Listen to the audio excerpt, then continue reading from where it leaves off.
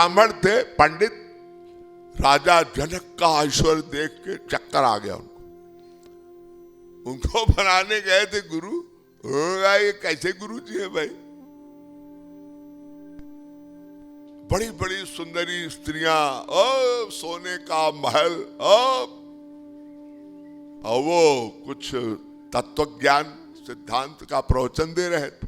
तो दो पंडित तत्व ज्ञान अहंकार के कारण, अपनी बुद्धि का अहंकार होता है ना, जरा देखें बाबा जी कैसे हैं।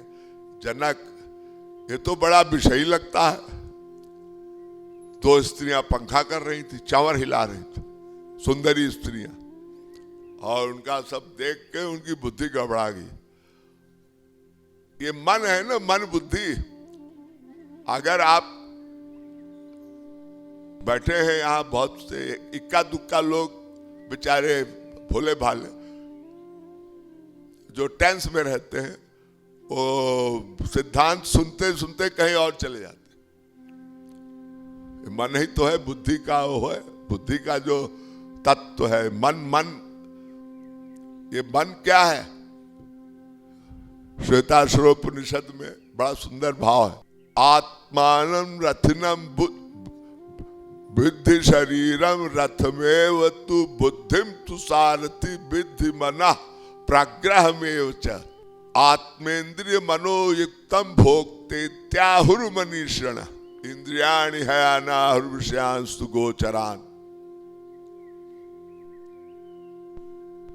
ये एक रथ दिया है भगवान ने।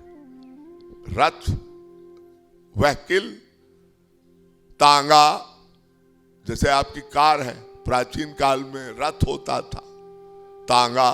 तांगा तो आप लोग जानते हैं, यहाँ नहीं चलता है तो सिनेमा तो देखा होगा। शोले पिक्चर देखी है, उसमें एक तांगे वाली थी, बसंती। माफ कीजिएगा, सिनेमा का जिक्र मैं इसलिए कर रहा हूं कि आप शायद रथ महाभारत सीरियल में भी देखा होगा रथ, भगवान श्री कृष्ण जो रथ चलाते हैं। तो ये जीवन क्या है? आत्मानम रथिनम, एक रथ है भगवान ने दिया हमको, ये शरीर। उस पर रथी है जीवात्मा, और एक सारथी है वो बुद्धि, ड्राइवर, और एक मन है वो लगाम, और घोड़े हैं इंद्रियां। ये संसार रूपी कर्तव्य मार्ग पर चल रहा तांगा। जाना है आनंद नगर, या कहिए भक्ति नगर। अरे भक्ति से ही तो आनंद मिलेगा। तो भक्तिपुर या आनंद नगर जाना है, और हम जा रहे हैं गलत दिशा में, दुख नगर। संसार के ईश्वरीय से अपोजिट एक पारमार्थिक है मार्ग, एक सांसारिक मार्ग। हम थोड़ी दूर गए, कोई पेट्रोल पंप आया या कहीं कोई, हम गाड़ी से जा रहे हैं, थोड़ी देर ढाबा आ गया, कुछ आ गया, थोड़ी दूर पर हमको कंफ्यूजन था। वहां कोई व्यक्ति मिल गया, जानकार, गुरु के रूप में मिल गया सपोज। हमने पूछा, भैया ये रास्ता किधर जा रहा है? आनंद नगर? नहीं, आप गलत दिशा में, आप इधर जा रहे हैं, आप घूम जाइए। क्योंकि हम संसार में जो सुख, भगवत सुख चाहते हैं ना, आनंद, वो आत्मा स्वीकार नहीं कर रही है। ये जो संसार में सुख है, ये क्षणिक सुख, ये घटमान है, और वो वर्धमान है, प्रतिक्षण वर्धमानम। तो बात यह है कि बुद्धि का जो अहंकार है वो स्वीकार नहीं करता, वो गुरु को गुरु नहीं मानता, और गुरु का ज्ञान वहां भी बुद्धि लगाता है। 2 अंगुल की खोपड़ी, और गुरु परीक्षा भी लेते हैं। गुरु आपकी पहले परीक्षा लेगा। मैंने कल बताया ना, शंकराचार्य जी के पास एक शिष्य गया, और उन्होंने कहा हम आपसे दीक्षा लेंगे, तो उन्होंने वो एक भंगी का से टेस्ट कराया था, आप भूले न होंगे। तो जनक की सभा में वो जनक के सभा में बड़े बड़े विद्वान भी थे। तो जनक जी का प्रवचन चल रहा था, वो दो पंडित मिथ्या अहंकार के कारण वो बुद्धि लगाते रहे, ये इनमें विरक्ति भाव है ही नहीं है कोई, और नामापराध कर रहे थे। तो राजा जनक तो बड़े विदेह सर्वांतरयामी परमहंस, वो श्री कृष्ण की शक्ति रखते थे, भगवान राम जैसी पावर जनक जी जान गए। जनक जी जब प्रवचन समाप्त हुआ तो अपने सैनिकों से बोले इन दोनों को गिरफ्तार करो, अरेस्ट हिम। उन दोनों पंडितों को अरेस्ट किया गया और उनसे कहा, ऑर्डर किया अपने मंत्री को कि इनको कल मृत्यु दंड दिया जाएगा इन दोनों को। वो ब्राह्मण पंडित समझ नहीं पाए कि ये तो हमको लगता है ये जनक विद्वान पंडित महापुरुष परमहंस ये कुछ नहीं है, ये तो पागल राजा लगता है, अरे बिना कारण हमको मृत्यु दंड दे रहा। और राजा ने कहा देखो इनको आज इनकी सारी कामनाएं पूरी करो, जो चाहते हैं एक रात भर इनको वो सुख दिया जाए, सुविधा। और दोनों पंडितों को एक बड़े कक्ष में खूब 56 भोजन खिलाया पिलाया, बड़ी सेवा हुई और लेटाया गया और कहा गया आप विश्राम करें। तो वो लोग जब सोने को गए तो राजा ने ऐसी व्यवस्था की थी कि एक पंखा था और पंखे में एक धारदार बहुत बड़ी तलवार थी। तलवार कहिए या वो बड़ा शार्प कि वो गिरते ही वो पूरा शरीर समाप्त हो जाए। अब वो चला दिया गया और राजा साहब ने कहा कहलवा दिया है, उनसे कहो आराम करें, सोएं। अब रात भर वो सो रहे थे, लेकिन उनको लगा कि अब मृत्यु दंड तो दिया है, अब हम सोए कैसे, कहीं अब ये गिरेगा, ये कह दिया गया है गिर सकता है। अब सारी रात तो बेचारे वो दोनों ब्राह्मण वही देखते रहे कि कब गिरेगा कब गिरेगा। खैर सवेरा हुआ, उनसे पूछा गया कैसी नींद रही। महाराज क्या बताएं, सारी रात हम पंखे देखते रहे कब गिरेगा उसका तलवार। कहा अच्छा एक चांस और दिया जाता है, तुम बच गए। पूरे शहर में काठमांडू जैसे नगर है ना, प्राचीन काल में राजा का नगर था जनकपुर, आप लोगों ने सुना होगा, वो बॉर्डर में ही है, अरे अपना भारत नेपाल का ही सीमा में। तो जनकपुर शहर में घुमाया जाएगा उन पंडितों को और उनको ऑर्डर किया गया देखो ये सिर पर ये बड़ा सा मटका है, इसमें तेल भरा है दोनों के सिर पर, और आपको जरा नगर का भ्रमण, नगर की सैर कराई जाएगी, आप एंजॉय करिएगा। जनक राजा का जनक का नगर है। उन ब्राह्मणों से कहा गया जरा आप एंजॉय करिए, देखिए। अब अगर ये जो कलश है तेल से भरा हुआ, एक बूंद भी टपका तो पीछे हमारे सैनिक खड़े हैं, तुम्हारी गर्दन शरीर से अलग कर देंगे। अब तो ब्राह्मणों की उनकी तो हवा निकल गई, घबरा गए बेचारे, और लिए लिए लिए लिए पूरे शहर को घूमते रहे। कहा गया देखो सब इतना वैभव ऐश्वर्य जनक का देखो। ये तो अजीब पागल राजा का दंड विधान है कि हमको ऐसा कह रहा है। देखो हमारे गांव में कहावत है, चबरा मारे रोए न दे, कुछ हमारे यूपी के होंगे, थप्पड़ मारे किसी को और कहा रोना मत। भला बताइए, अब किसी को आप मारे जा रहे हो, बोले रोए ना बेचारा, चिल्लाए ना, अरे दर्द होगा तो चिल्लाएगा। तो ब्राह्मण बेचारे पंडित लोग चले। अब उनको लगे कि जरा सा एक बूंद भी अगर छलका तो पीछे खड़े हैं जल्लाद, गर्दन उड़ा देंगे। पूरे शहर घूम के आए।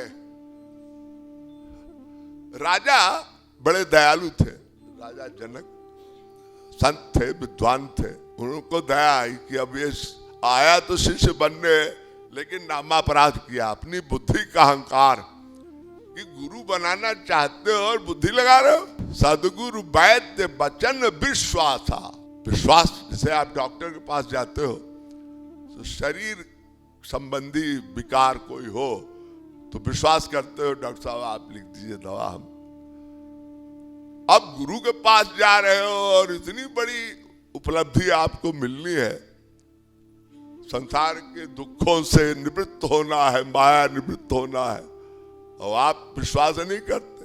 तो उनको लाया गया जनक के दरबार में।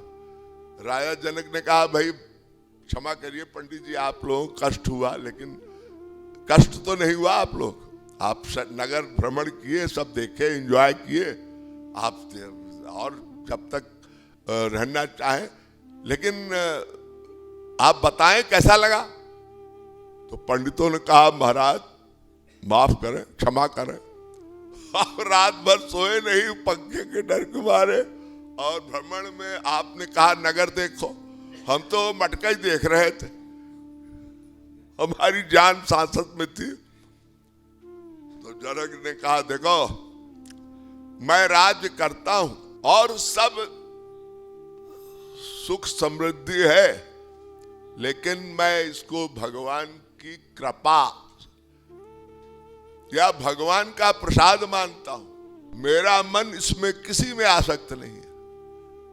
और जानते हो मेरा नाम है विदेह। विदेह, देह होते हुए भी किसी से, देह के नातेदारों से मेरा मोह नहीं है, मेरी आसक्ति नहीं है। मैंने सुखदेव परमहंस की को भी मैंने, मेरा शिष्य रहा है, वेदव्यास ने मेरे पास भेजा था। तो दो बातन को भूली मत, जो चाहत कल्याण, नारायण एक मौत को, तुझे श्री भगवान। इसलिए भैया मेरा ये संदेश है कि दो बातों को हमेशा याद रखना चाहिए। कोई जानाति कस्याद्य मृत्यु कालो भविष्यति, कौन जाने कब प्राण पखेरु उड़ जाए, कब मृत्यु आ जाए। इसलिए संसार के पदार्थों से मन को उदासीन रखना चाहिए। जो चाहत कल्याण, नारायण एक मृत्यु को और दूसरे भगवान, गुरु और भगवान का डर होना चाहिए। वो देख रहा है। हम लोग अपराध क्यों करते हैं? आनंद सिंधु मध्य तब बासा, जाने बिनु नार मरत पियासा। भगवान बैठे हैं। एको देवा सर्वभूतेषु गूढ़ा, सर्वव्यापी सर्वभूतांतरात्मा, कर्माध्यक्ष सर्वलोकाधिपाता, साक्षी चेता केवलो निर्गुणश्च, चेतनश्चेतनानाम एको बहुनाम। वो भगवान हृदय में बैठा है। त्वा सुपर्णा सविजा सखाया, समानम वृक्षम परिखस्व जाते, श्वेताश्वरोपनिषद। आप जानते हैं कि बैठा है, लेकिन विश्वास मानते नहीं। और इसीलिए चोरी चोरी कौन देख रहा है जी? और भगवान और गुरु बैठे हैं, लेकिन हम विश्वास नहीं करते। तो सबसे बड़ी चीज है विश्वास। शरणागति का सबसे बड़ा सूत्र है विश्वास। तो ये जो कर्तव्याभिमान है, हम कोई कार्य करते हैं अपने बुद्धि के अहंकार के कारण, हमने किया, भगवान कहते हैं यही निकालना है, मिथ्याहंकार की कृपा मानकर भगवान का, जो भगवान की कृपा से जो कुछ हो रहा है, ये भाव। तो मन बुद्धि का सरेंडर, शरणागति का सीधा सीधा अर्थ है अपनी बुद्धि का लेश मात्र भी अभिमान न होना, और गुरु और भगवान के प्रति हमारा कंप्लीट सरेंडर होना। ये सिद्धांत भक्ति में सबसे मूल सिद्धांत है। तो इसका जो व्यवहारिक स्वरूप है, भक्ति करनी है, उसमें पूर्ण शरणागति। द्रौपदी का आख्यान सर्वोपरि है। महाभारत काल में भगवान की अद्भुत लीला, पांचों पांडव, देखिए बुद्धि जब अपने भगवान और गुरु के निर्देश गाइडलाइन से हट जाती है तो अपराध होता है। भगवान श्री कृष्ण का सहयोग नहीं लिया और उनको सभा में आने नहीं दिया, और शकुनी और धृतराष्ट्र ने ऐसी योजना बनाई कि जुआ खिलवा दिया। भगवान कृष्ण ने कहा था अगर तुम लोगों ने मेरा सहयोग लिया होता तो जुए में हारते भी नहीं। अब बुद्धि खराब हो गई, सिद्धांत के विपरीत ये जो 5 महापाप होते हैं, जुआ भी एक अपराध है।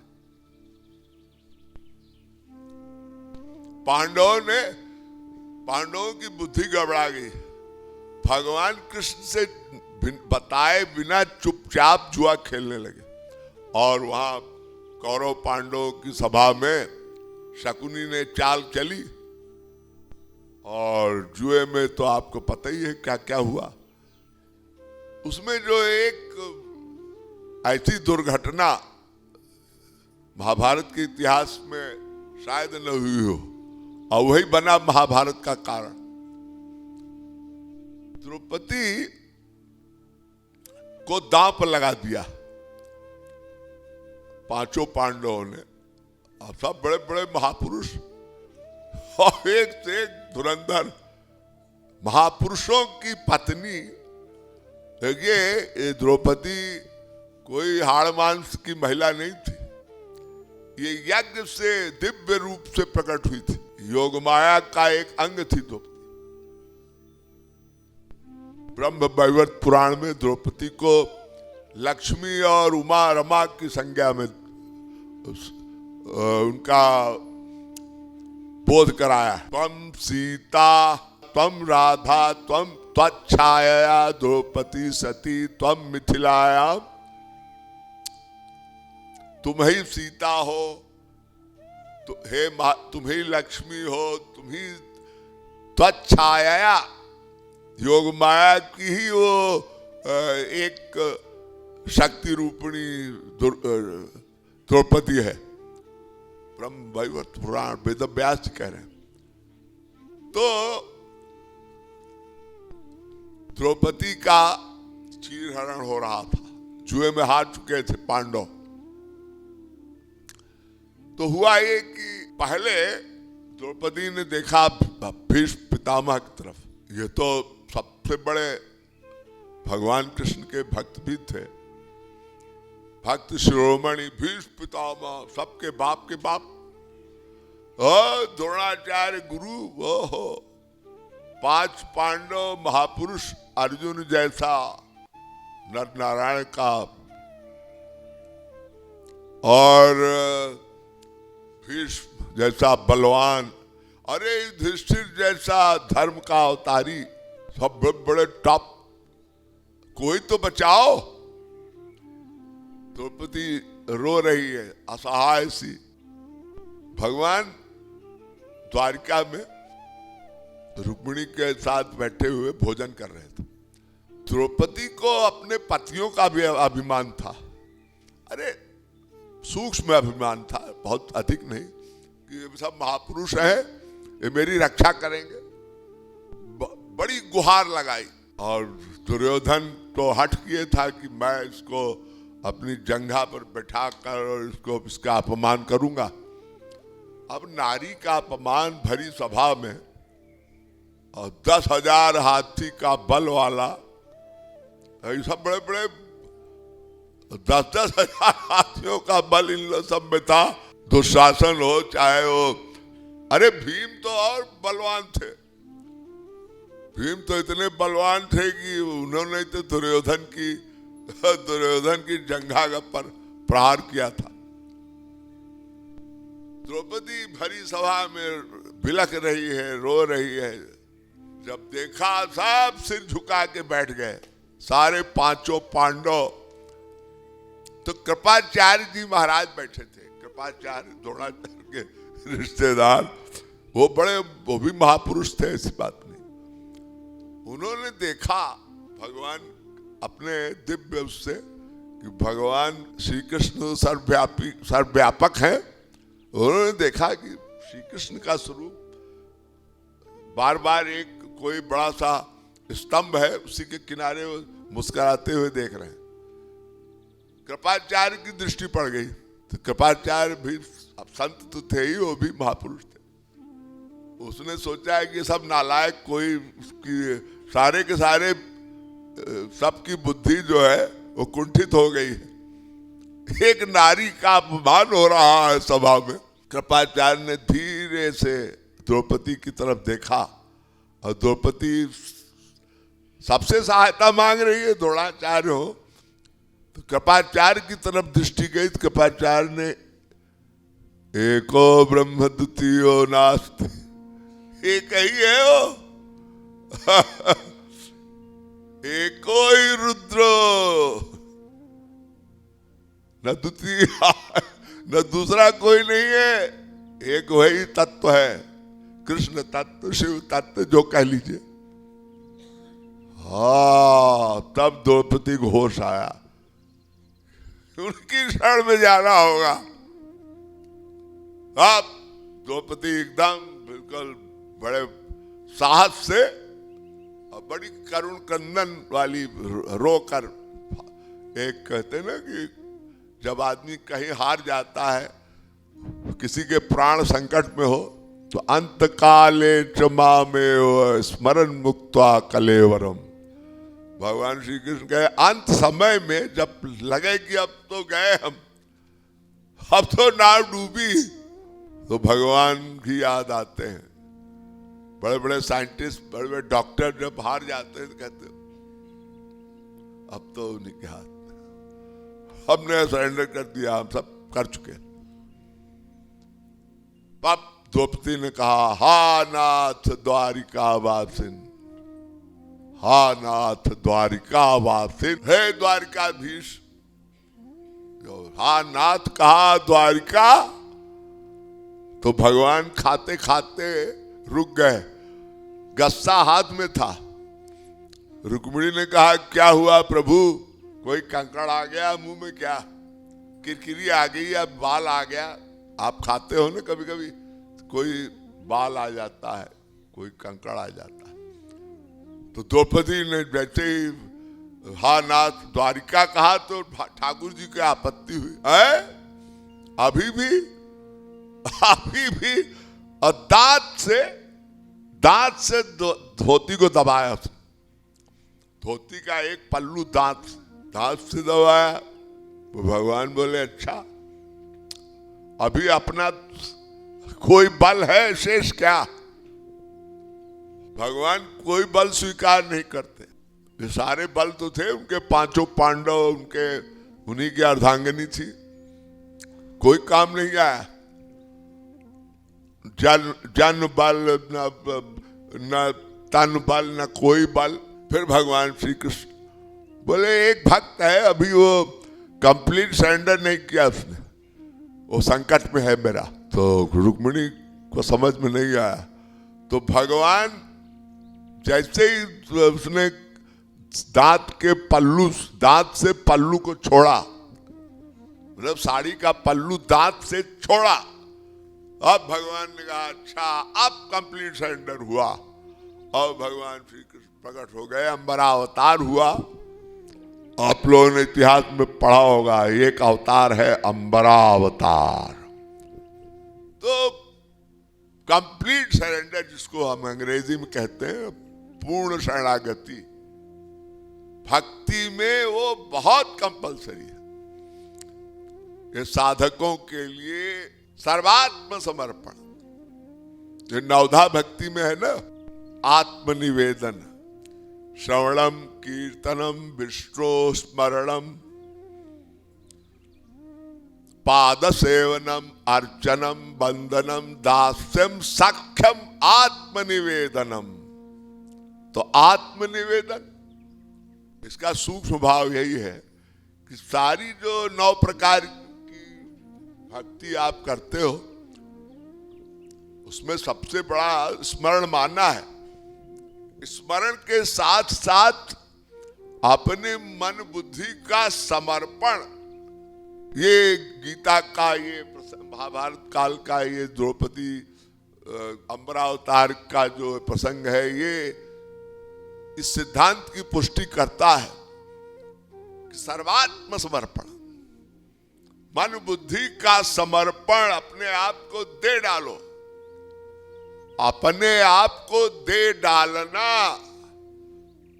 भगवान और गुरु के चरणों में। इसीलिए गीता का ये पहला जो स्वरूप है ना, प्रणिपातेन, प्रणिपात माने मन बुद्धि का भी समर्पण, पात निपात प्रणिपात।